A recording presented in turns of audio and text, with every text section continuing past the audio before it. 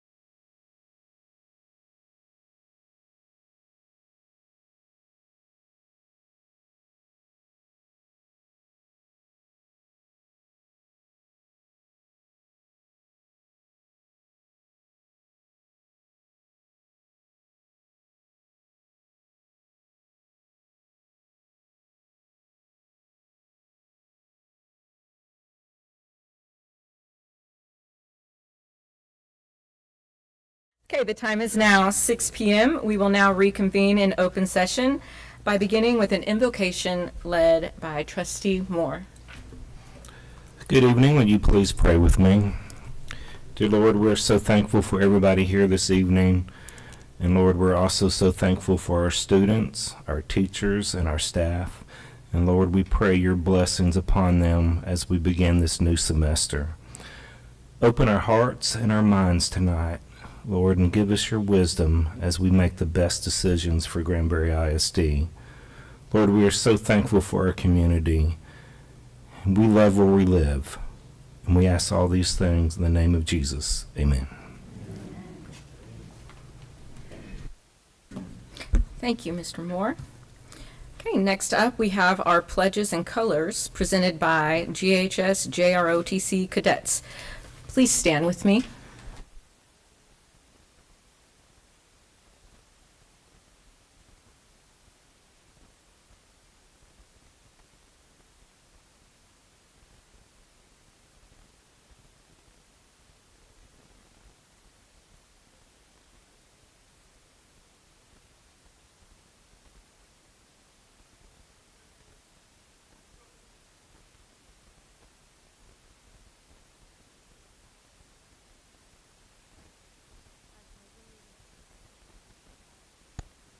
United States of America and to the republic for which it stands, one nation, under God, indivisible, with liberty and justice for all.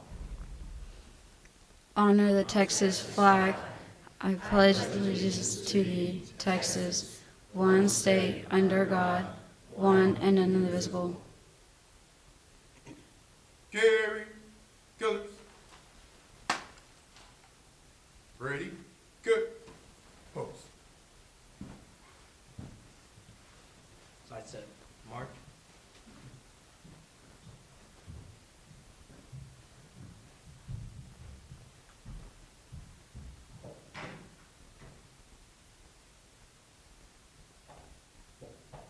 Ready, pose.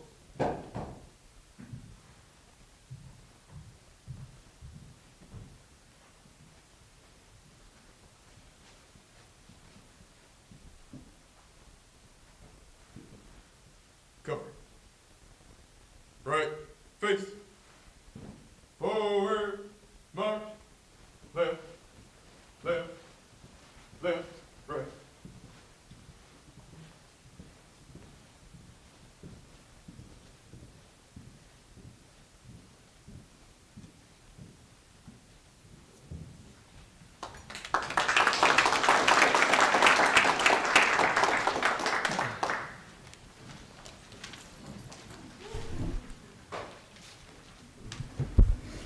And next up, we have our Granbury High School update report. Mr. Dwayne Fisher. Dwayne Fish, I'm so sorry. Just fish. Actually, McKethan's next, so I'll try to get it ready for her. No, just kidding. Okay. Thank you, President Gore, Dr. Morosky, members of the board. First, I want to say, happy Board Appreciation Month. We appreciate everything that you guys do for us at the high school. And we want to share a little bit with you tonight about what we're all about. And, hopefully you like what you hear. We're really proud of the work that we're doing. And I'll tell you this, it's not possible to do a job like you've asked me to do all by myself. There's no way humanly possible. We have I'll get to that here in a minute, but we have 154 teachers and an incredible support team of classified personnel that help us every single day. And then, of course, we have our leadership team. They're all here with me in terms of our administration. Ms. Stephanie McKethan is our associate principal. Ms. Brenda Pickett's one of our assistant principals. Dustin Kahn, Truett Miller, and Danny Guidry, all with us tonight. So thank you for supporting us and in the work that we do. I'm just going to give a quick glance at who we are currently. And this is, coming into the school year, we're a B-rated campus, 88 out of 100, very close to an A-rated campus by TEA.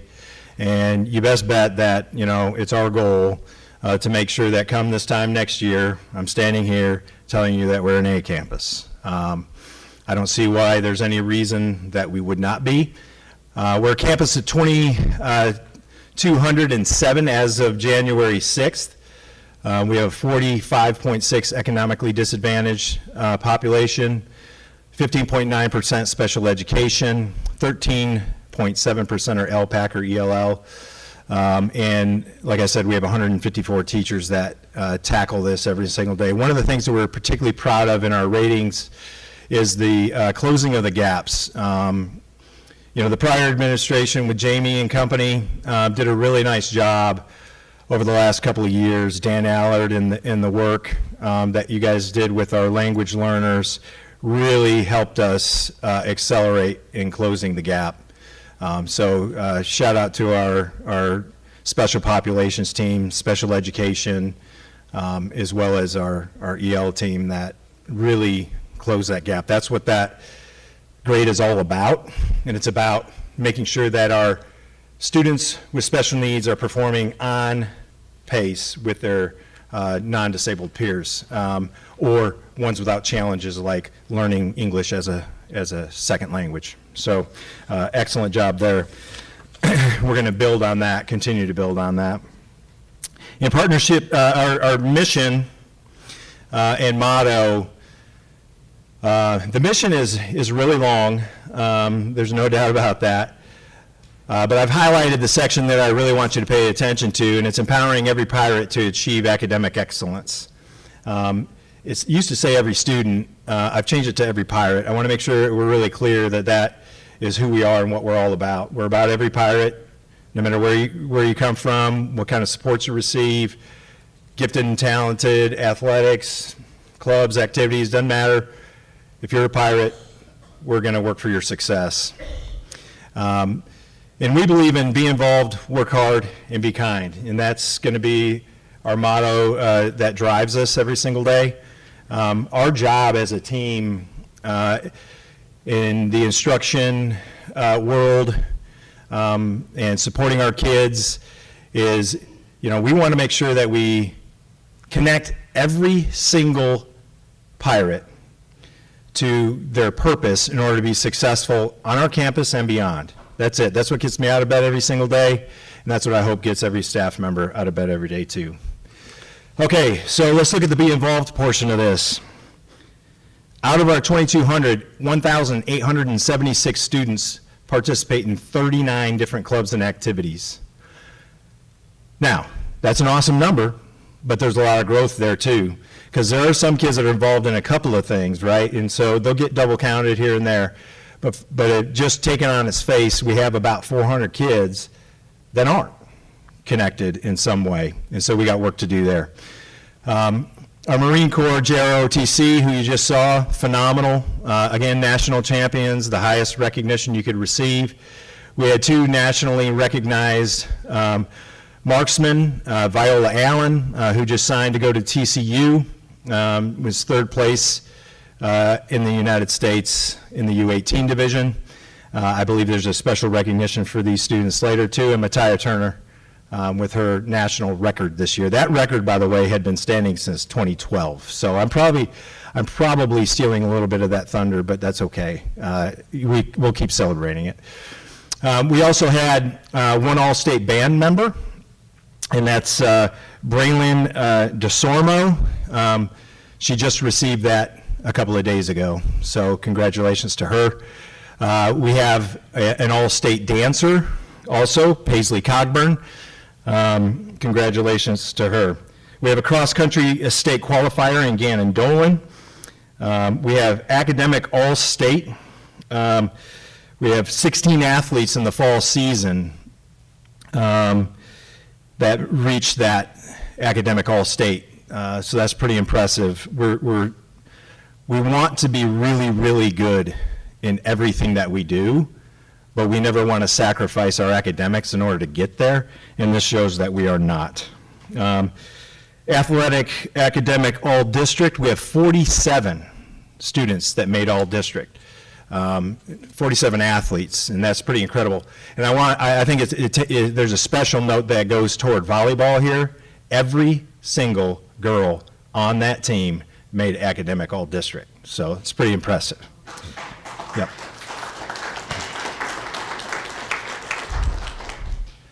Band and choir were phenomenal. I think that goes without saying. But they've both secured national performance invitations. Our band is headed to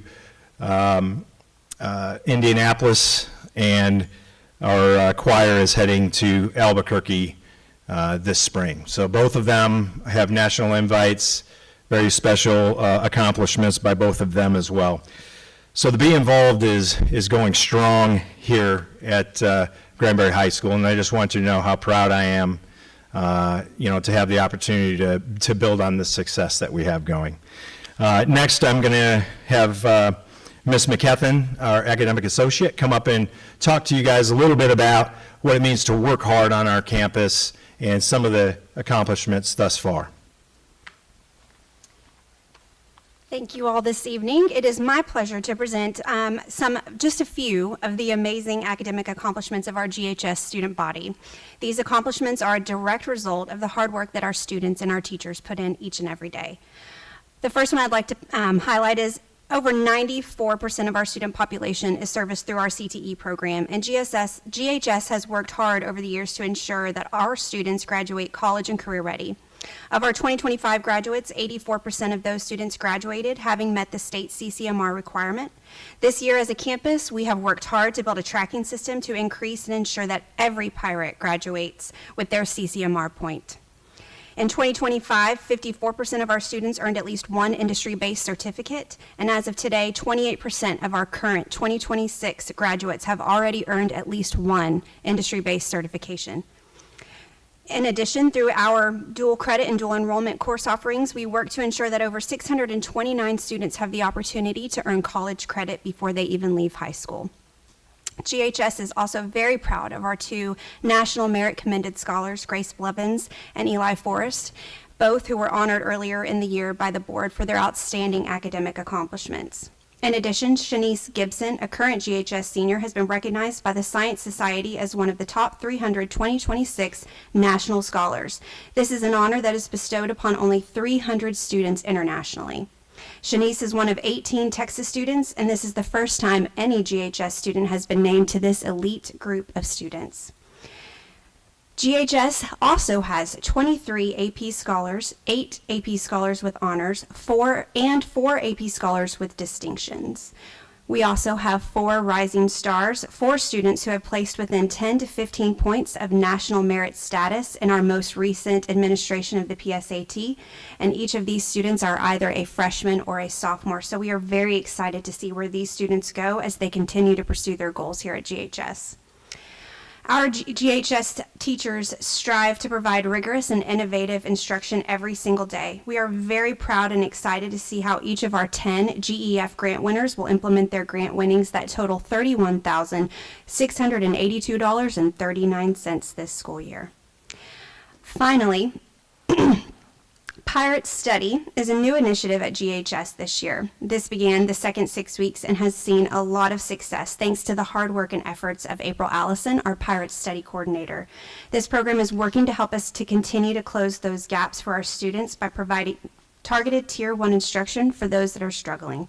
It is hosted 2 times a week after school and is a collaborative effort across teachers, counselors, administrators, and coaches.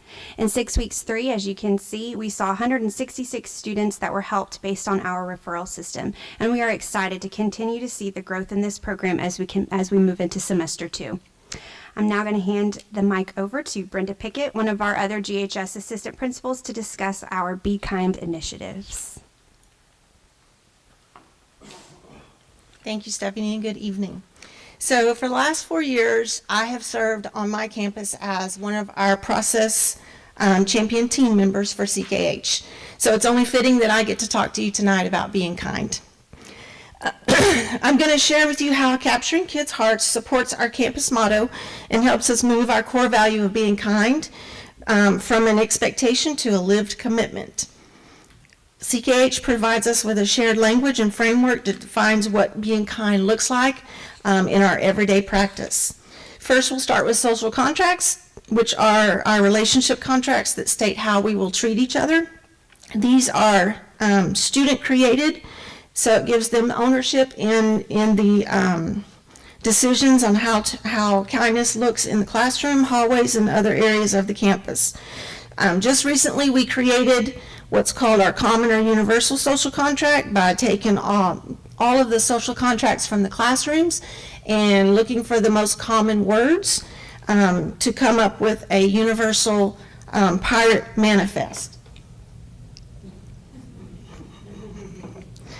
And we're real proud that our own senior graphic design student, Kylie Brown, is responsible for our design of our new pirate manifest. We're in the process of getting those posters made for our entire campus so that we can showcase what it means to be kind at GHS. Another tool that we use is the Excel model. This is how we organize and present instruction in the class. also information at faculty meetings and professional learning communities. In each part of the process in the Excel model, kindness is embedded. For instance, in the Engage, this helps students feel noticed and welcomed. In Explore, students are trusted to think and try. In our Communicate, this fosters respectful listening and dialogue. Empower gives students voice, choice, and leadership. And then our Launch provides a clear purpose and positive culture. Also at GHS, leadership opportunities provide students ways to model kindness through their service projects and mentorship. These acts of kindness take our motto beyond the campus and into the real world. In preparing for this presentation, I asked several of our adult leaders of these leadership groups to give me some kind of input so I could talk about their groups and what they do. And the response was just overwhelming. I'd be here until tomorrow if I was trying to list them all. So I'm just going to highlight a few. Our student council has been involved in many projects such as blood drives, community service pickup, our Happy Cart, Halloween and Christmas parties for our life skills students. Our Junior Optimist Club has completed over 50 service projects since August 1st, and they have acquired over 3,000 service hours. Some of their projects include working at the food pantry, monthly visits to the assisted living, helping with the great cleanup, Christmas canned food drive, and they also helped welcome our veterans at our Veterans Day program by decorating our parking lots. DECA has been involved in making and donating Christmas presents for Granbury Cheetah's Special Olympics Christmas party. They also volunteered at Operation Back to School, helping to organize and build backpacks. They have served food and also helped build shelves for the Rancho Brazos Community Center. So as you can see, kindness is taught as leadership at GHS. Finally, CKH emphasizes what's doing right and recognizing those through affirmations. Right before the Christmas break, we had our students involved in what we call Deck the Halls. And students took little notes and wrote affirmations to each other, to their teachers, and just gratitude statements. We took those and hung them on garland and hung them around the halls, and we had hundreds, if not thousands, of little notes of affirmations and gratitude to help kick off our Christmas season. So, how do we know this is working? You might ask. So the results from our recent CKH mid-year survey indicate strong progress in building positive relationships and a supportive environment. In all of the areas that are listed up there, we received higher than the baseline, which is the national average. It tells us that kids feel welcome, they feel like their teachers value them.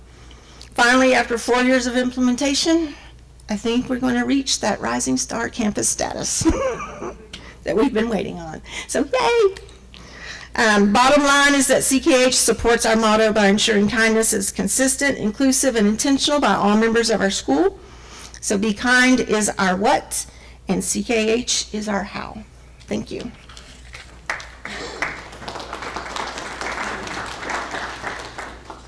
Okay, that's our presentation that we have for you folks. We're really excited to see you guys on the 21st. We hope that every single one of you attends. We have, if you haven't experienced the galley and our student bakers with their scones in the morning, you don't want to miss out. So that's just my little teaser. Hope you show up. We've got all kinds of cool things planned for you guys. And you get a chance to see all of what we just discussed live and in action as we take you around campus. So, yeah, are there any questions that you might have for us? No questions. I just want to commend everyone for doing such a great job and really pouring into our kids. Not only do you have this motto that you instill in our kids, but you set the example for it. And I really appreciate everything y'all do. I follow you on social media and I follow those updates and I think they're amazing. It's a great way to capture more families and get more of our community involved in what's going on in their children's lives and in the high school. So thank you for everything that y'all do. Appreciate it. Thank you, ma'am.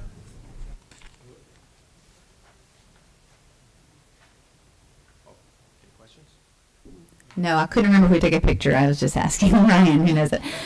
Okay, I would like to take just a minute after their presentation to recognize our board members because, as you all know, that January is School Board Appreciation Month.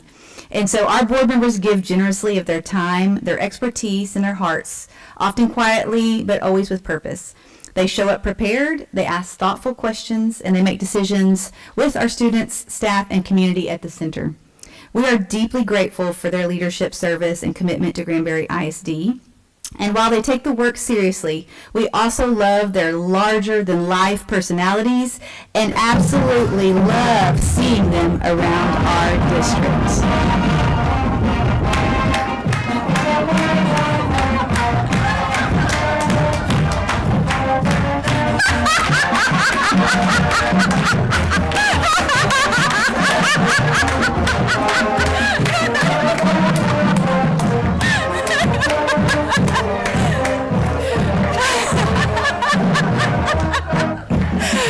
Oh, I appreciate this more than you know. Can we take a picture of the fat heads here first, and then maybe we can hold them and take their picture? We are going to give these to you guys for you to use as you would like. But we couldn't think of a better way to celebrate you, and this was one of the ideas that came to mind. All of our principals, all of our campuses say thank you. Yeah, and then do you want them to come up and get a picture? Yeah, there you go. Thank you very much. Do you want to take a picture? You'd like here? Okay.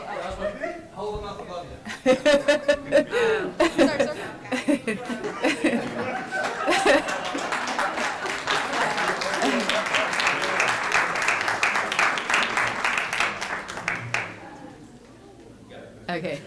In all seriousness, we appreciate you. All the campuses appreciate you and everything you do. And hopefully you found your small gift up here of apparel so that we can all wear it and match one day too. So thank you for having a good spirit about it. You have to show your face for real. Okay.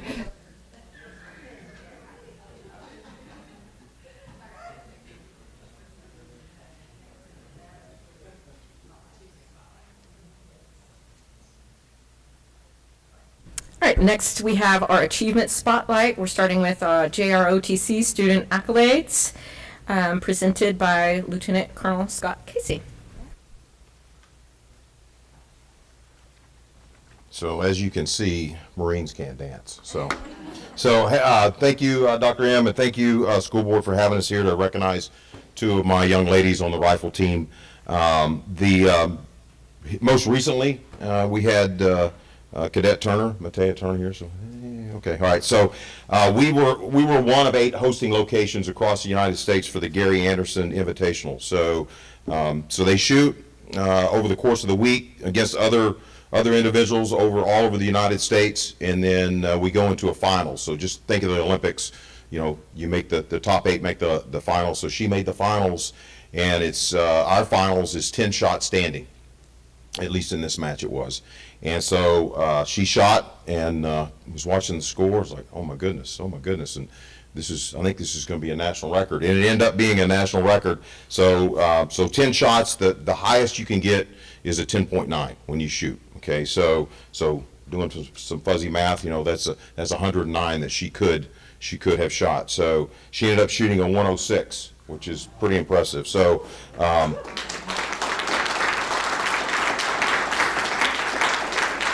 So you can just think of shooting those 9 shots and you get down to the 10th shot going, I think I'm about to shoot a national record. And that's usually when we see them go bing and they shoot the wall, right? So she did not do that. She actually shot a 10.9 on her last shot, which is phenomenal. That record, 2 records that she broke. One was the JRTC, the Marine Corps JRTC record, and the Open, which is everybody, that's all the juniors in the United States. So those records had been held for 12 years. So she ended up breaking that record. So we're very proud of her. So awesome.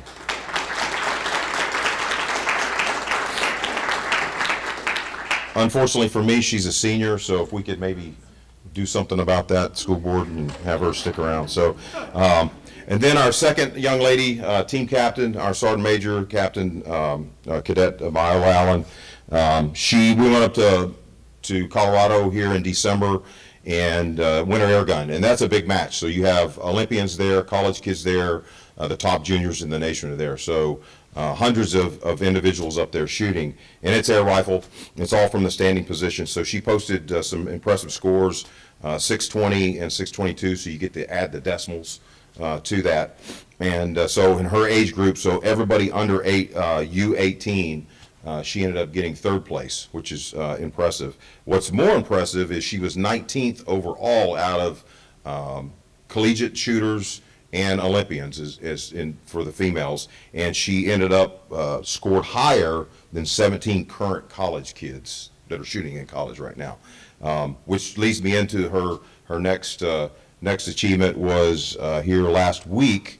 We were able to let the cat out of the bag, but she signed with TCU to go shoot for them, and they're a nationally ranked rifle team, if you don't know, and she ended up getting a full ride with them, which is phenomenal. So very proud of her for that.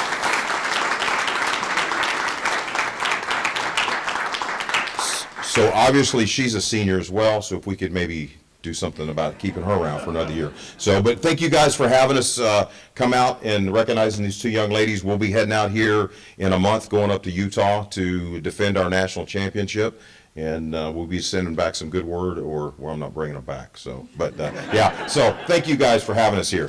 Thank you, and congratulations. Lastly, if the parents, I know the parents, they're the ones with the cameras. So I'll stand. Come up here, if you want to get But closer. thank the parents too. Come on up if you want to get closer. Yes, and if we have any family, friend, parents in the audience, if you could please stand and be recognized as well. While you take your pictures. Yeah.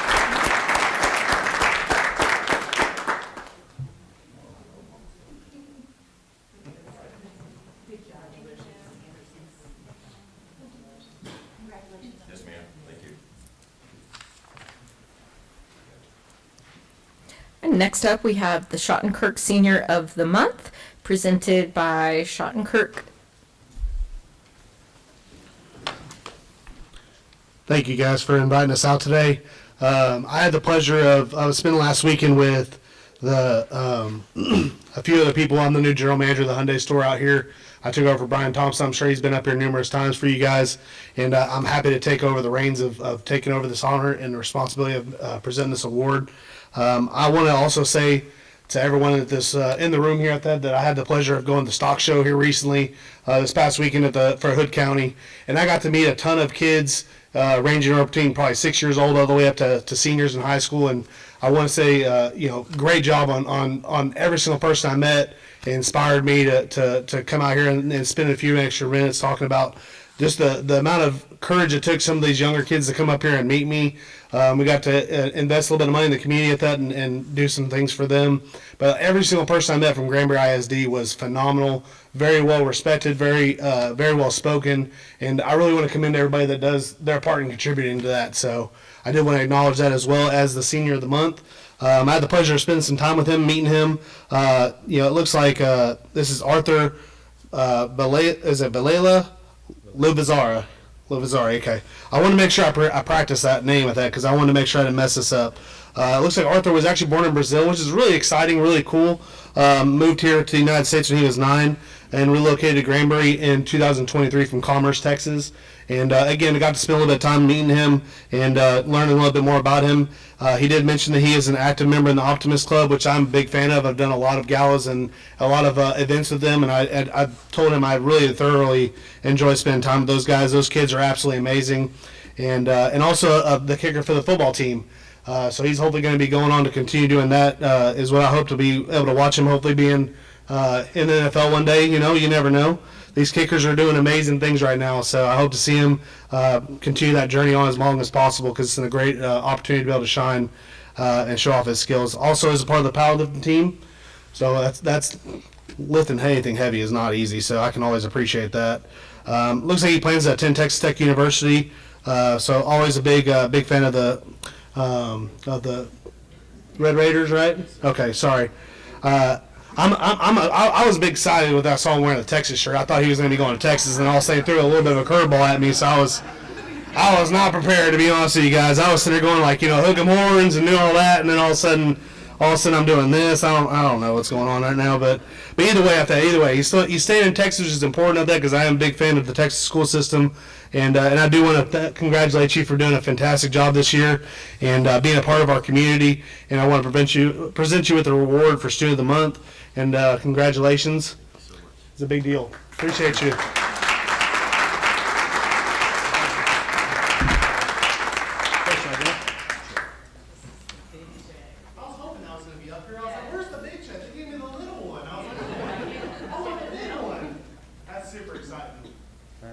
To get in there. I'm in. All right, ready? Everybody look this way. 1, 2, 3. Hold it. Got it. Wait. And if we have any family, friends, parents in the audience, could you please stand and be recognized? Oh, she's up here with us. Yeah.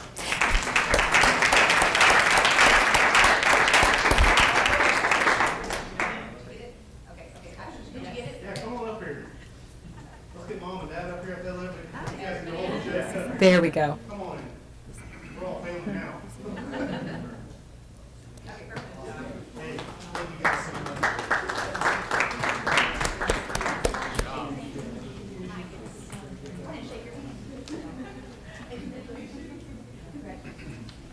Congratulations.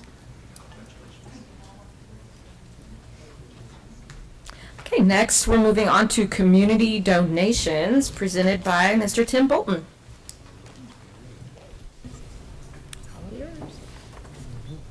All right, community donations, starting with Ben Wynn of the Highland Nail Bar to the Emma Robertson Campus Activity Fund for Tracy Porter's classroom supplies. That's $200.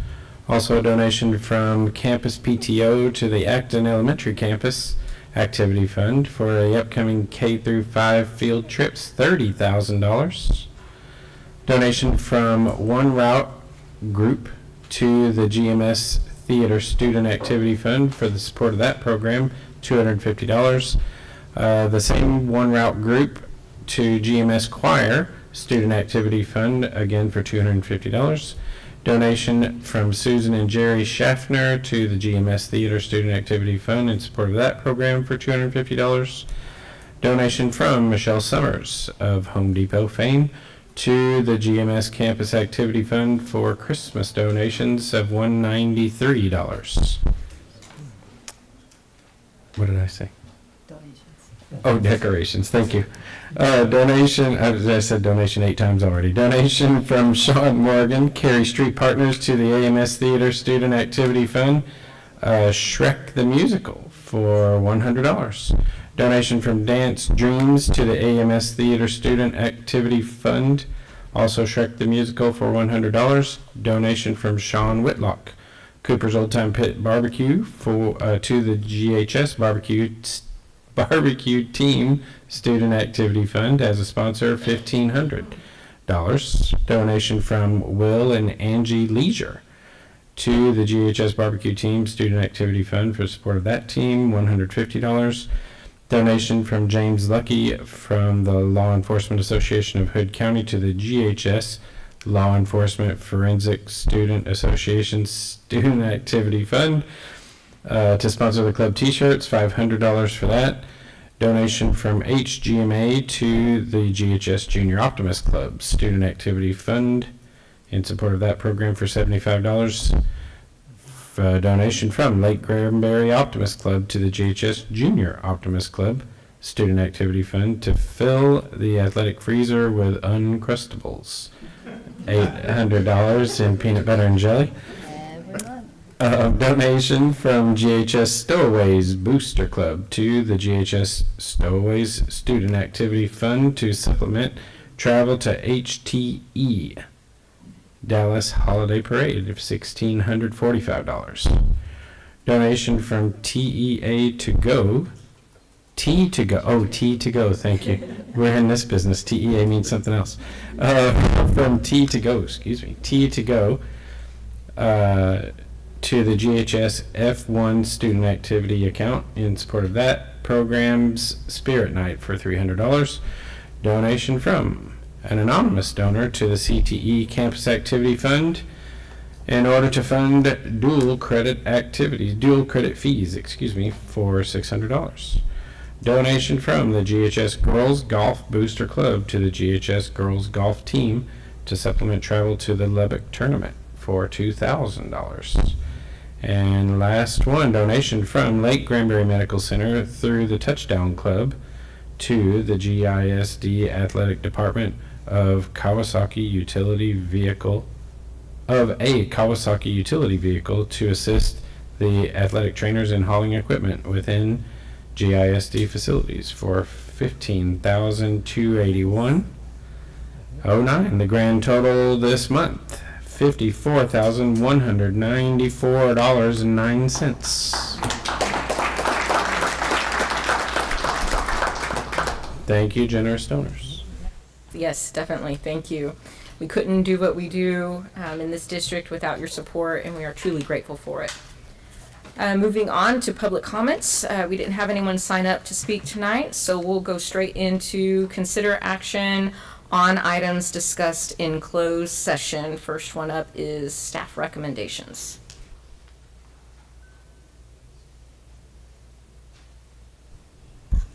Madam President, I move that we approve staff recommendations as recommended in closed session. I have a motion by Ms. Alana. Do I have a second? I'll second. And a second by Ms. Townsend. Any further discussion? Okay, all in favor, raise your hand. Let the record show that is 7 in favor, 0 against. And I wanted to follow up with the conversation guidance from the board. Wanted to make sure that I had a full understanding of the recommendation from you is to move forward. We were discussing with our legal counsel the idea from the last memo about board cycles changing from 3 to 4 years. And so the information that I got from the board was to bring a resolution next month to discuss and possibly adopt that would be shifting board terms from 3 years to 4 years, but also moving those elections to odd numbers years. And so I wanted to confirm with the board and open that is the direction that I have. Mm-hmm. Yes, ma'am. Okay, thank you. Moving on, superintendent's report. Dr. Morosky. Perfect. Okay, so I have some exciting things, of course. First, I want to bring your attention to our webpage. You'll hear a lot about it today, but I want to make sure and always tell you that, as a reminder, there's a Connect with Us button on the bottom right-hand corner. If you have questions about the district or if you're wondering about something, this is a quick way to reach somebody who can give you the answer. So I know sometimes the public may feel like they need to wait for a meeting or they may need to wait till a town hall, but we are ready and willing and able to answer the questions that you have. So please feel free to do that. It funnels through our communications department and they direct it to the right personnel to answer that question. So just a reminder about that. We want to make sure that you feel connected and that you can get your questions answered in a timely fashion. So just a reminder about that. And then the next thing that I want to go into is, let me make sure I get the right page pulled up here. No. Hold on one second. Is that we have some just great announcement about things that are going on. Number one, we did have our FFA get our livestock show, and it was fabulous last week. I got to pet a goat, so that was really great. I always love to do that, or did it for the first time. Also, we had a leadership summit for our elementary students designed by some leaders here in the district, and it was phenomenal. So we were really grateful for that experience for those students. Another thing that I always want to highlight is how our district is being efficient. And right now, for instance, our curriculum department is going through an annual review of usage and reports that help us make decisions about softwares and supplemental curriculum. So I'm grateful for the work that Stacy's leading her team through that. So hopefully we'll have some decisions to make based on data for that. And the last thing is really about some staffing announcements. So we're going to start with celebrations. Jessica Johnson has been with our district for 6 years, and she is retiring, but she's actually been in education for 28 years. So we want to make sure and celebrate you in just a moment. If you don't mind, you'd come up and take a picture, and I have a challenge coin for you that is for your service that you've given to Granbury ISD and how much we appreciate you. And in her place, we are grateful and thankful that we are moving Meredith Payne into the position of assistant principal. And so the neat story about her is that she has, let me make sure I get this right. Is it 8 years in the district or 10 years? I lost my place on my form here. 10 years, but all in Granbury ISD, and she was a Mambrino student at that. So it's going to be a perfect fit. So if you guys don't mind giving some applause, and if you will all come up, and we'll take some pictures of different groups. Thank you. And thank you for Mambrino for coming to celebrate that staff.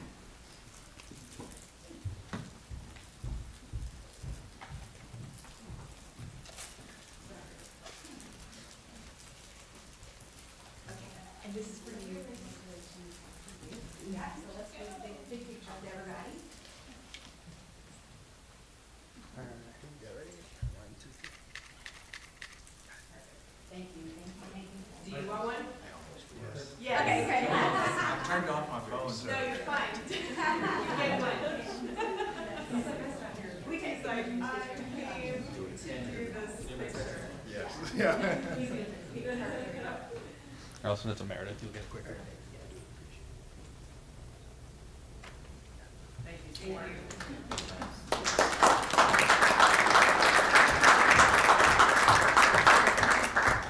Okay, and I have one more exciting announcement. So we also were searching in the district for a replacement for Wes Jones. If you haven't heard, we are sad to lose Wes, but we know that he has more golf to play than time in the day. So we are grateful that he is going to get to do that, but it's going to be a big spot to fill. But we did a great search and have a great candidate, and so I would like to introduce to you Dr. Tim Roque, and he will be our new Executive Director of Human Resources. So if you'll come on up, he has a wealth of information, and I'll come shake his hand. The thing I want to say is that when I hire somebody as an executive director or cabinet member, I look for someone I can learn from. And so we're truly grateful, and our district is blessed that you've decided to join us, and we can't wait to see what great things happen. So thank you. Okay, now let's start. No, okay.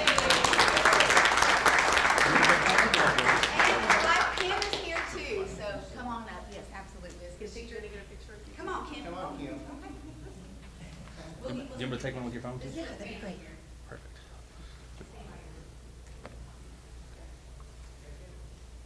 All right, ready? All right, let me get one with her phone.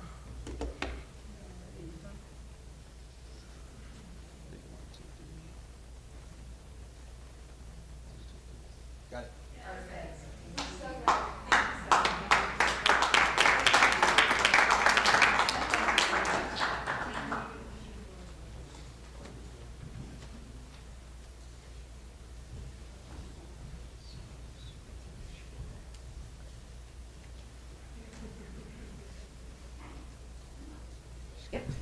Okay. Moving on to reports. Item 11A, Granbury Education Foundation, Miss Stacy Mitchell. Our wonderful Granbury Education Foundation president. Well, thank you very much. And before I start, I would like to thank you all for the time and energy that you pour into our students, our teachers, and our district.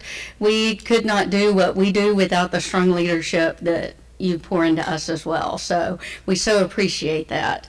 And I would like to report that 50 Fellows this year raised a little over $165,000, and it only cost us $5,400 to put it on. So we had a huge increase, and that way we were able to award about $117,000 in grants. So you will see I've added up after this year the total by campus. So that is how much every campus has gotten year to date.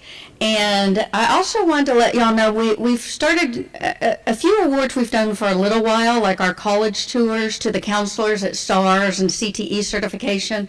But we've started a few other awards that we're going to do every year.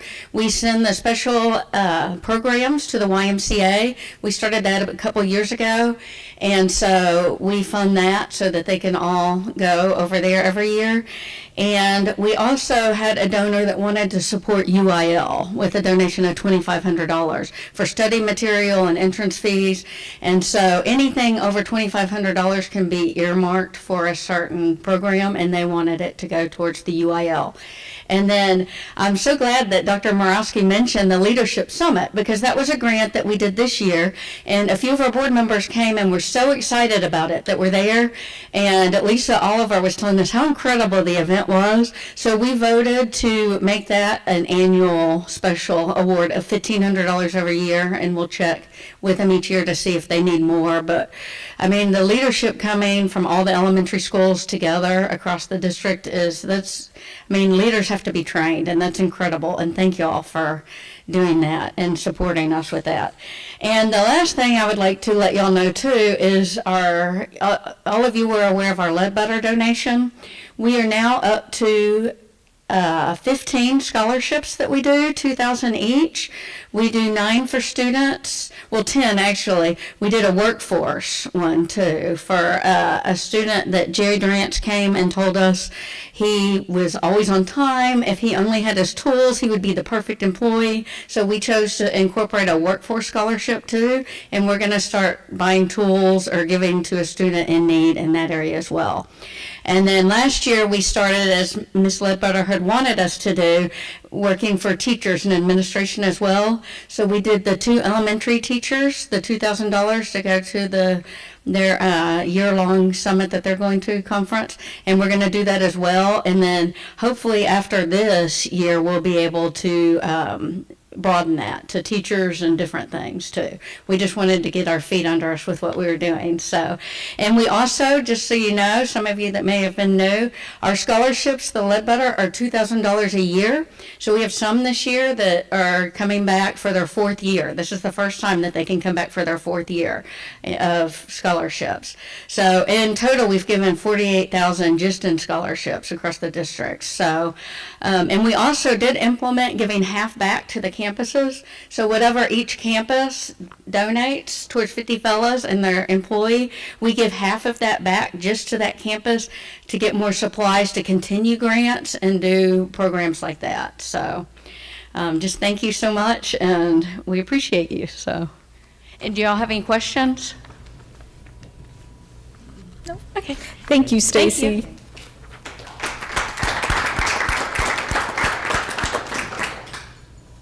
Okay, next up we have our strategic plan update, communications report. Mr. Ryan Cox.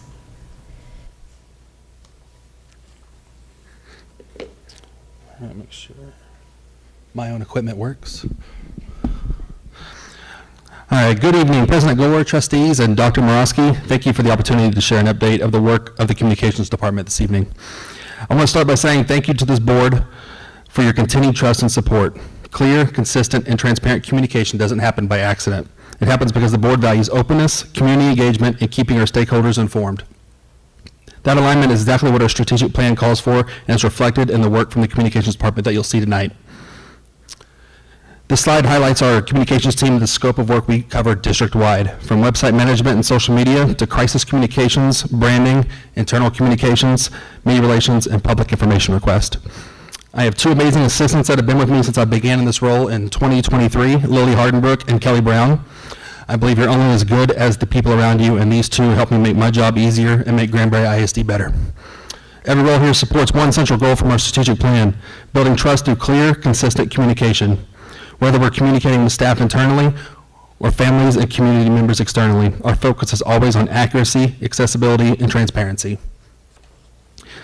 Strong schools are built on strong communication with families. We continue to utilize multiple channels, remind text messages, social media, and EdLeo broadcasts to meet families where they are. This multi-channel approach ensures families receive timely information about safety, events, deadlines, and celebrations. It reflects our belief that positive partnerships with families are essential for student success. Our social media reach. Our social media platforms continue to be powerful tools for storytelling and transparency. Beyond the numbers you see on this slide, social media allows us to consistently highlight students, staff, and campuses and programs while also sharing important district information. It's often the first place our families and community turn to for updates, which is why accuracy and consistency are so critical. As you see in the slides, our biggest social media reaches are typically during homecoming week and graduation. Here you get a glimpse of homecoming week analytics on Facebook with over 1 million views from August to September. We also had a video of a GHS student performing the national anthem on guitar at the community pep rally that had over 100,000 views alone. Our newsletters remain a cornerstone of how we communicate with different audiences. We publish a weekly staff newsletter, a monthly family newsletter called the Morosky Memo, and a quarterly community newsletter called the Pirate Post. Community members can sign up to receive the Pirate Post by filling out the contact information in the pop-out slide on the website homepage. Each newsletter serves as a distinct purpose but shares the same goal: clear, proactive communication. These newsletters support internal alignment with staff, keep families informed beyond social media headlines, and ensure our broader community standards understands district priorities, progress, and celebrations. The Morosky Minute has become an important tool for transparency and leadership visibility. Through short video updates, families and staff hear directly from Dr. Morosky on key topics, celebrations, and district updates. This direct line of communication reinforces trust and open communication from district leadership. This Wednesday's family newsletter will also include a Morosky Minute video focused on virtual school, which we'll discuss later in tonight's meeting. Our website, granburyisd.org, serves as the central hub for district information and communication. We continuously listen to feedback from our families, staff, and community about how we can improve their experience and make information easier to access. Many of the recent website updates are a direct result of those conversations and suggestions, resulting in a clear, user-friendly website that supports transparency. We want to ensure that the tools and resources are visible right away so families no longer have to scroll through multiple pages to find what they need. As you see on the graphic right there, that's the homepage of the website, Edleo, which has been a great partner for us for almost 3 years. At the bottom are stagnant updates and links that families will go to throughout the year. We wanted to make it easy to access without scrolling. On the far left are customizable, timely links of events happening across the district where they can easily access, go to links, buy tickets, whatnot. And then on the right you see is where you can sign up for the community newsletter. And then the right graphic, recently we were recognized by Edleo in their client national newsletter featuring our website, showcasing all the things we do with our website. That was a fun honor to see over the holiday break. One of the most impactful improvements we've developed, along with the help of our Director of Community Relations, Lisa Oliver, is the Everything Calendar, which brings together events from across the district into one accessible location. This helps families, staff, and community members plan ahead and stay connected. Lily Hardenberg does the majority of our day-to-day website maintenance and does an outstanding job of keeping the site user-friendly and easily accessible for our community. You'll see on the left, that's just the kind of back page. Every campus has access to one of their own. They input every district event happening. The right is the live view of the website. And on the right, you'll see the multicolored links. They're all checked right now, but parents can go and toggle between the events they want to see so they help plan their weeks. So if they have a kid at Bronner, GMS, and the high school, they can click those three, it filters it out, and then they can plan their week, month ahead. And thanks to the campuses for updating those so we can have everything on the calendar. All right. Public information requests. Beginning in 25-26 school year, you all voted to transition public information requests to Lisa Crass, who continues to help our department stay compliant, consistent, and efficient. This process protects the district while ensuring requests are handled accurately, legally, and within required timelines. As you see from the chart, over the last 4 school years, we have surpassed over 100 PIRs in the school year. This year, we are at 91 requests, and at the current rate, we'll surpass 150 requests this school year. Kelly Brown does an amazing job of handling all these requests in a timely, accurate, and professional manner. In closing, communication in Granbury ISD is about more than sharing information. It's about building trust and strengthening relationships and ensuring our parents, staff, and community feel informed and connected. Thank you again to the board for your leadership and support, and thank you, Dr. Morosky and district leadership for the collaboration that makes this work possible. I appreciate your time, and I'm happy to answer any questions. I just want to say thank you. Y'all have done a fabulous job revamping this website and making it so user-friendly and making information so much more accessible to our community, our families, our students. Y'all have done a phenomenal job. Phenomenal job. Thank you. Second. Thank you. Second. It's a team effort. The part that I have really appreciated is the everything calendar, because I want to know not just, something that's going on at AMS. I want to know about what the different teams are doing, or when's the choir going to meet, and that type of thing. And you've done a great job of putting that together. I have wanted that for years, so thank you. Yes, ma'am. Thank you. And I'll say, as a parent who has had a child at the elementary school, the middle school, the high school, all involved in extracurriculars, that is a lifesaver. Absolutely. Thank you. Anybody else? All right. Appreciate it.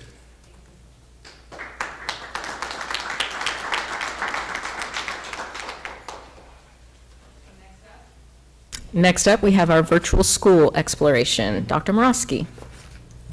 Yes, thank you. I wanted to give a report on some conversations that are happening here in the district and give you kind of some why behind they're happening.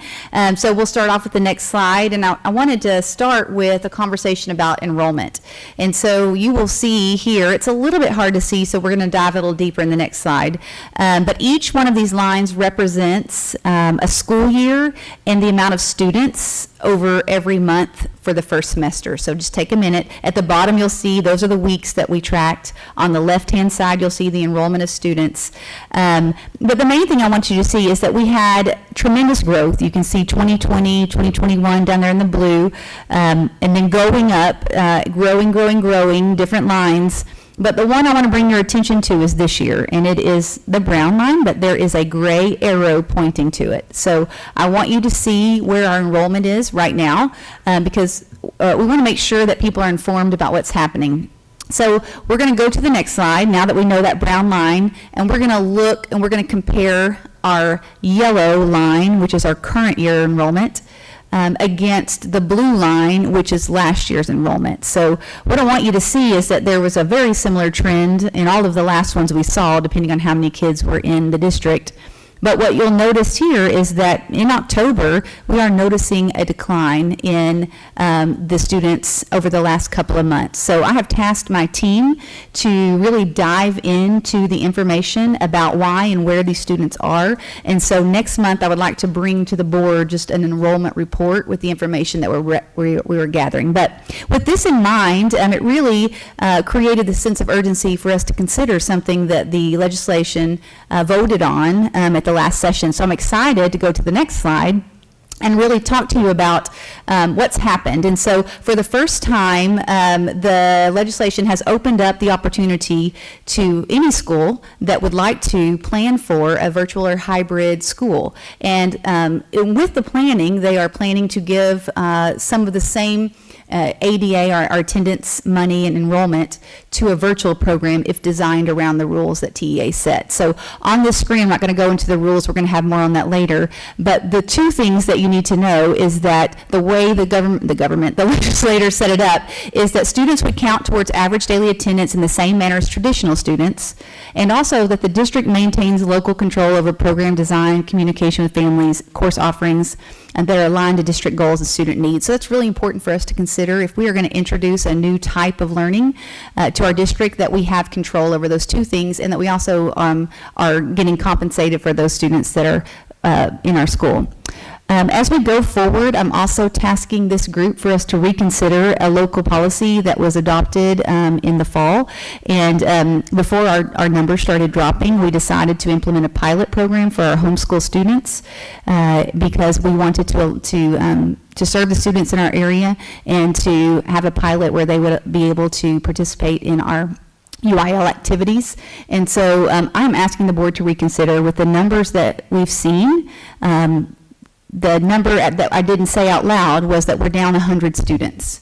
And so I don't think this board, it would be smart for us to create a system where we are giving an opportunity for other students to leave our district. I feel at this time we've got the sense of urgency that we need to be creating systems where students are staying or even being attracted into our school. And I think this opportunity is one of the ways that we'll do it. So we'll continue that. We are talking about local policy today, and that will continue over the next month, and this will be part of that conversation.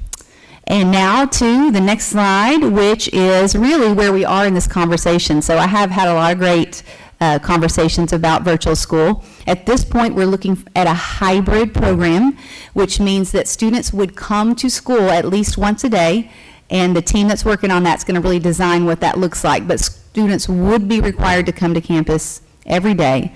And then we're designing the program so that we can decide how can students have flexibility in the way they're learning, but also participate in the wonderful things the high school has to offer, such as CTE courses, fine arts, all of the wonderful things that we know attract people to Granbury ISD. So we're looking at this as we know that our school district offers an exceptional education. And we're just thinking about how can we attract more families and another pathway to learning. In the end, we get a Granbury ISD diploma, But on the way, we might have a different pathway. We might have students on the traditional pathway. We might have students on the alternative school STARS pathway. And we might have students in a virtual pathway. So we're really excited about meeting new learners where they are and how we can provide for them. So we have filled out a grant. So Stacy Brown and her team and I worked on getting a grant for this. We haven't heard yet, but hopefully soon we'll hear if we get the grant. I think we're going to be good to help us fund this implementation and making sure that we have people dedicated to thinking about that. We're also going to be coming to families in our area, but also families of homeschool students who currently are participating in homeschool co-ops. We'll be asking for what they're looking for if they were to attend our virtual programming. What would be a great way to be able to provide these opportunities for more students than the ones we have? And then we'll be looking at some guidance and application and developing a plan, and a proposed timeline will come soon. I will tell you that we've worked with the high school. We've identified 2 exceptional leaders, Whitney Schaefer and April Allison, and I think they're going to take off with this idea because they've already proven that track record. So we appreciate the support of the high school jumping on and saying, at this point, we really feel like it's 9th through 12th grade, but we're keeping all options open and really thinking about how to positively impact the students in this area and to keep pirates pirates. So that is my presentation. I'd love to hear any comments or questions from the board. What's the timeline on the enrollment study? So we are going to bring back what we've gathered next month. So hopefully we'll have it. It is a little harder than we initially thought to get exact information. We will know who's leaving for homeschool and other districts. What we won't know is why, but we may know some of the why. So I'm going to bring back what I can find. And we're trying to gather that information from not just this year, but compare it to other years to see if this is an anomaly, which it looks like the drop this year is an anomaly. But once again, I hate to make any guesses about that until we have some more information. Yeah, I'd like to know more behind the why before I love this idea, but if part of the reason why is because of crowding in the schools and, lunch is starting at 10 in the morning and going until 1:30 in the afternoon, that's a capacity issue that we can't address. This would help with that. Yeah, but if that's one of the reasons why, I'd be interested to dig into that. We're data. interested in that information as well. Awesome. Thank you. So do I understand that in this type of a program, a student who is on the hybrid program coming in for just one class a day would be considered a GISD student, so then they could be in the UIL Yes, programs. that is correct. So we are designing the framework right now, but our goal would be that they would attend, I think we've mentioned, they have to attend less than 90% of the time by Texas law. Am I saying that correctly, team? Okay. I get that less than, more than, it gets confusing when you think about the time. But so I think we're designing some ideas behind whether they'd come for, some may come for 1, some may come for 2, depending on what they're taking. For instance, if they're taking an AP class, we may want them to attend in person. So some of those conversations are being considered, but yes, at least 1 class a day, they would have to be on campus to be considered a student, a pirate. It helps keep them connected to the school and the campus as well.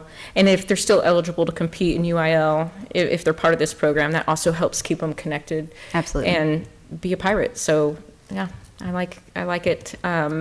I guess we'll have more information next month regarding, will we have information on curriculum or anything like that? So curriculum department is working on that right now, I know, and Carla's been a great part, so thank you, Carla, for your work on that. But we're looking at some different options, but we have not made a decision. We will definitely keep the board informed as we go forward. One thing I want you to know is that it will look different than the COVID virtual school experience. Yeah. And I think there's some things. We all have those experiences no matter what district you're in, and so it will be a different experience than that. We want to make it to where, in my last place, that was our only A high school, was our virtual school, because it was a rigorous setting, and the students that really wanted to concentrate on academics were there, and so we had some requirements to get into the school, and we've talked to the high school about that. So we think it could be really something special and meet a lot of needs in our area if the right students get placed in this program. And so you're not just looking at other school districts who are having success at this, but you've enjoyed some success. We've had a lot of on your success own. in another state, yeah. Yep. Thank you, Dr. Morosky. I appreciate all this information and all the work and everyone who's helping gather data and Yes, research. lots of people are looking into this. Thank you. Any further questions? Okay, moving on to the financial statements for period ending December 31st, 2025. Mr. Emmett Whitefield. Thank you, Madam President. Board, in front of you do have the financial statements for December 31st, 2025. These do have include the transactions between September 1st, 2025 and December 31st, 2025. Revenue collected to date is 33.54% of the budget compared to 39.12% of 24.25% of the budget. Expenditures to date represent 33.2% of the budget compared to 35.29% in 24 and 25. There are no real extreme differences between the 2 years, but I can answer any questions if you have any. None? Okay, no questions? Thank you. Okay, moving on, cash flow and investment report for period ending December 31st, 2025. Thank Mr. you, Emmett Madam Whitefield. President. Board, in front of you do have the investment and the cash flow analysis for the month of December 31st. You can see that month to date, we did gain $221,998 in interest for December of 2025. Last year, in this month, we gained $128,733. Pardon me. That is due to that $16.8 million that we received from the 23-24 audit that I requested on our T2 values that were presented wrong in 23-24, that we did receive those funds in May of 2025. And we'll talk about those again in the audit and when they're presented later on today. Year to date, currently we have $863,653 in interest, and at this time last year, we had $538,000 in interest, so that money is still working for us. And if you have any questions, I'd be glad to answer them. Thank you. We need a $16 million error in your favor every year. We can only hope. Okay, no questions. Moving on to the consent agenda items. Do I have anyone who needs to pull anything from the consent agenda? Okay. Do I have a motion to approve the consent agenda as presented? It's our previous board meetings and Region 10 Multi-Region Purchasing Co-op. So moved. Who was that, Mike Moore? I have a motion by Mr. Moore. Do I have a second? Second. And a second by Mr. Bolton. Any further discussion? Okay, hearing none. All in favor, raise your hand. Let the record show that is a 7 in favor, 0 against. Okay, moving on to discussion action items. 13A, discuss and approve the financial audit report for the year ending August 31st, 2025. And we have Snow Garrett Williams here to present. Good evening. Yeah. Thank you for being here. Having me. I'm Rick Klein with Snow Garrett Williams. I'm the partner on the engagement, and we met with a couple of the board members and Ms. Rowski and Emmett, and kind of went through it a little more thoroughly. So this is kind of just a brief summary. If y'all have any questions, I'm happy to go through anything and explain anything or answer any questions y'all might have. I think y'all have the copies in front of y'all, so I'm just going to go through some pages if y'all just want to follow along, and we'll go ahead and get going. So we'll start out on page 1. So here we have the board certificate that y'all will sign after you approve the resolution for the audit. It'll be signed by the president and the secretary. You'll give this back to Emmett, and he'll send us a copy. We'll get you everything you need so you can submit that to TEA. We'll move over to page 3. Here we've got our independent auditor's report, and this is just a quick summary. The report and the financial statements, our opinion. We've audited the financial statements of Granbury ISD as of August 31st, 2025. In our opinion, the financial statements presented fairly in all material respects in accordance with the accounting principles generally accepted in the United States of America. And that's what's known as a clean or an unmodified opinion, which is the highest level of assurance we can give as auditors. Below that, you'll see the basis for our opinions. We conducted the audit in accordance with the auditing standards generally accepted in the U.S. and with the government auditing standards. And we believe that the evidence we have obtained is sufficient and appropriate to provide a basis for our conclusions. And we'll take a jump over to page 17. Here we have the balance sheet of the district. Again, this is August 31st, 2025. We'll let y'all get over there. Just a quick outlay of how this is presented. On the left-hand side, you'll see there's 4 categories. We've got assets. Under that, we've got liabilities, deferred inflows for property taxes, and down at the bottom, you've got the fund balance categories. Going across the top of the page to the right, we've got 4 columns. The first column is the general fund of the district. Next column is the debt service fund. All the other non-major funds are aggregated together in the other governmental funds column. And then in the far right, you have your totals. Looking at the first column for the general fund, total assets for the district as of 8/31/2025 was $58.1 million. Total liabilities was sitting at $26.1 million. The deferred inflows for property taxes for the general fund was $1.9 million. Down at the bottom, you'll see total fund balance ended at $30.1 million. Out of that, $11 million was unassigned, and then there is committed amount for $19 million. And we'll jump over to page 19. Here we have the statement of revenues, expenses, and changes in fund balance, or more commonly known as like an income statement in a business setting. Again, a quick overview of the layout. On the left-hand side, we've got revenues followed by expenditures. There's a section below that for other financing sources and uses, the change in the fund balance, and again, the ending fund balance. We've got the same columns as we did on the previous page. Again, looking at the general fund column, you'll see at the very top, there was $95.2 million in revenues. And then look towards the middle down there in the bottom, we have $92.6 million in expenditures, coming to a net increase in fund balance for the general fund of $2.9 million. And part of that is from the net offset of the FSP frozen levy adjustment. So, any questions before I move on? No? Okay. We'll go to page 53. 53, yes, sir. Again, we're looking at some general fund information. This is the budgetary comparison schedule. We've got the same revenues and expenditures. We've got some different columns to go. I'll let you get over there.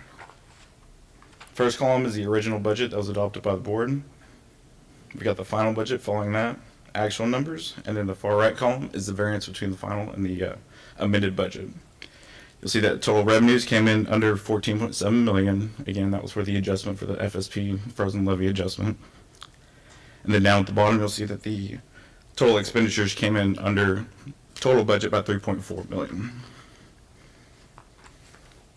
If you look above that with the functional expense amounts, you'll see that there's no large negative variances or any negative variances, just one small one, which is offset by the one above it.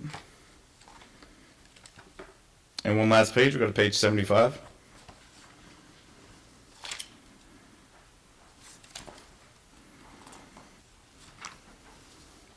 There's a lot of good reading in here if you want to take this home and kind of peruse it. On this page, we got a list of the scheduled school first indicators that we're required to report on as the auditors. I'm just going to go through a couple of these. I'm going through the left-hand side. You'll see the SF numbers, just using those as a reference. SF1, was there an unmodified opinion on the annual financial statements as a whole? Yes, there was. SF2, were there any disclosures in the financial report or other sources of information of non-payment of returns or any debt agreements at year-end? The answer is no, there was no issues noted. Going down to SF5, did the report disclose any instance of material weakness in internal controls? No, there were not anything noted. And right below that, was there any material non-compliance noted? And again, there was nothing noted. So it was a clean audit, everything went well, and we appreciate it. So, do y'all have any questions? So the extra 16 million, how does that show up in this? So if you look on the balance sheet, we'll go back to page 17. Okay.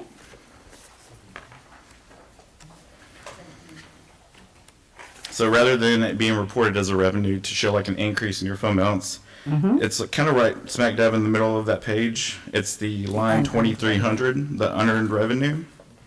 So it's at 15.9 million. I believe there's a few other things in there, but the majority of that is where that is deferred for now.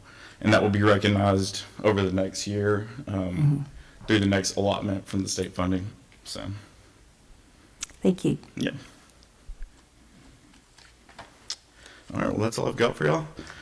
We appreciate being able to serve y'all over the past couple of years, and if y'all need help down the road, just holler at us. You know where we're at. Thank you, appreciate it. Thank y'all.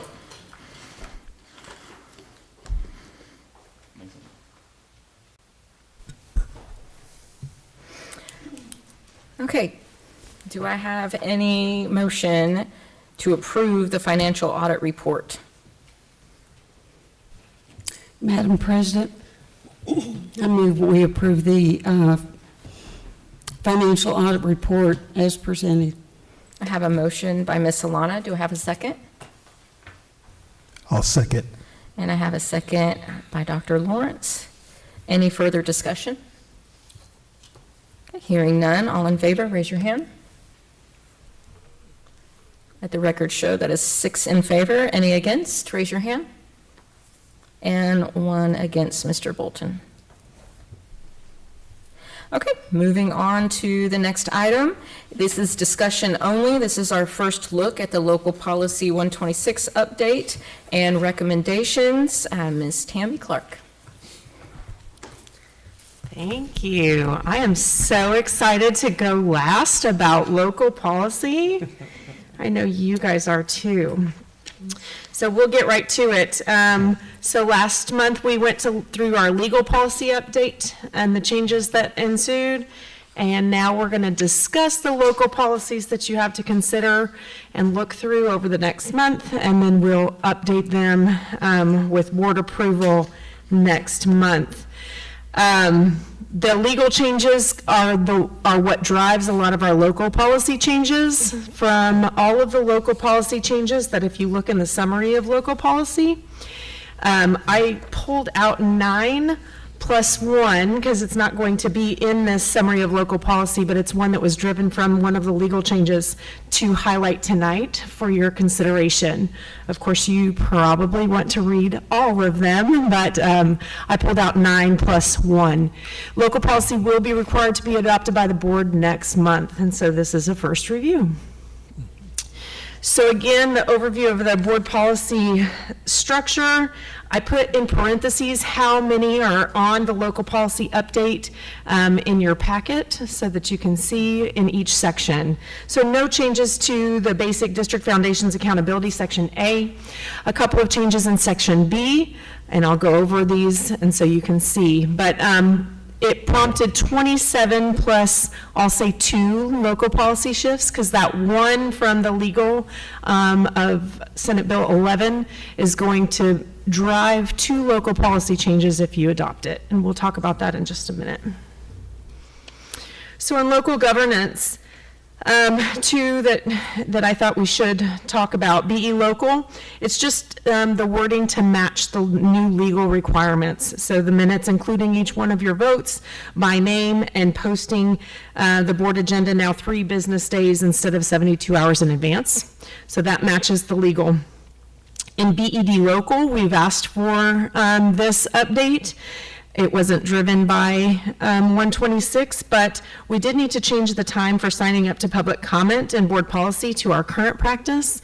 It was earlier in the day originally, and we have been going till noon, so we want our local policy to adopt to reflect what we actually do. So that's that change. Under C, business and school support services, there were 6 total, but 1 that probably you want to look at that's new. CQB local is about technology resources and cybersecurity, and it's going to be talking about the AI training and acceptable use for staff and students of AI. And so that's the local policy for AI. Under personnel, this is one of the 5 plus 1s, and I went through both plus 1s on this slide. So DBD local, that's the disclosure of outside employment. That could be a conflict of interest, and the moonlighting for admin, that's where that is found in our local policy updates to reflect and mirror what the legal requirements are. Under DEC local, the compensation and benefits, it addresses concurrent use of paid leave during FMLA, and that's the update from 126. We are also looking in our policy committee about the processes for uniform enforcement of reasonable absence control. We've been talking about that in our policy committee for a little bit now, and so if there's a shift to the current wording in your update, after our policy committee meeting this month, Dr. Morosky will let you guys know about that as well, and it will be reflected, and we'll make sure that you know about it in the next board meeting. We may not shift that wording until summertime. DGBA local, personnel management relations, that's just going to have the extension of grievances that happens for students and families and for personnel. So those 3 local policies are going to be updated, and all of them are going to match the timelines that are in legal. So that is driven by our legal policy. The +1 comes from DG Legal that we talked about last month, talking about having adopting a resolution relating to a daily period of prayer and reading of the Bible or religious text. We got the resolution and updated it into your board book so that you could see the resolution. There are also some policies that we can forward to you that are, if you adopt the resolution, what those policies would look like. That's a discussion that you're going to have to think about it after you read through those, and we provide them to you. If adopted, if the resolution is adopted, it will drive a DGA local and an FNA local that will not be in your packet, but we will be forwarding it to you soon. And then in F, the 8+1, but I already went through the FNA local that would be for the +1. The FA local, I'm just going to talk about that again. That was driven from legal, that the district must provide means through which parents may submit comments, the parent portal, that connect with us that Dr. Morosky was talking about. That is what we are talking about right there on the website for if there is a concern. If you are a parent or a community member that has a concern, connecting with us there, then we can connect you to the person who can have a resolution for your problem.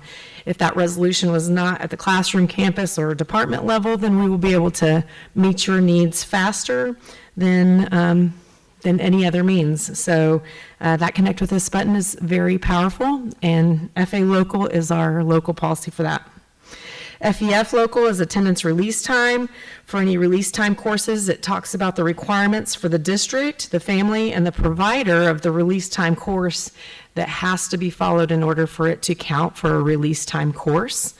And then FFG local is matching the FFG legal about reducing the reporting time from 48 hours to 24 hours for all mandatory reporters. And so next steps, you're going to review the local policy updates, lean into this summary to show you what, and it's one of your attachments to your board book. Lead into the summary of local policy recommendations for all of the updates. I know that you were also forwarded the red line changes, and so anything that really you want to read all of the local policy about, please dive into that. Send your thoughts to Dr. M privately regarding changes to what's presented and proposed as new policy. Consider the resolution for SB 11 and for if we think we want for DG legal to have a DG local and a FNA local, I think is what it was, policy at the February board meeting, and be ready to vote. Talk to us about what considerations you want us to make so we have time to bring a clean, approvable board packet for local policy next month. Do you have any questions? That was a lot of information going through all of that, and thank you for providing us with the red line version. I know it might seem like overkill, but It's very helpful to have that side-by-side comparison to give context to exactly what is getting removed and what's changing. And so thank you for getting that to us. We really appreciate it. And thank you for this update. It was very informational and just adds more context to all of these changes that we have. So Sure. thank you. Absolutely. Anything else? Yes. have it Thank right you. One more thing. Thank you for all the hours and hours you must have spent, and if you got a team together, I don't know, but, oh my goodness. Yeah. She's her team. Yeah. I am truly impressed with how much there was there. I know how long it took for TASB and everyone else to figure out exactly what it was that the legislature did this past session, so. Yes. Thank you. Yes. Well, thank you for your diligent look at all of this so that we have a great local policy to approve next month. Thank you, Tammy. Yeah, that was. And with no further action, or with no further business, we will adjourn this meeting at 7:26 PM. So do we?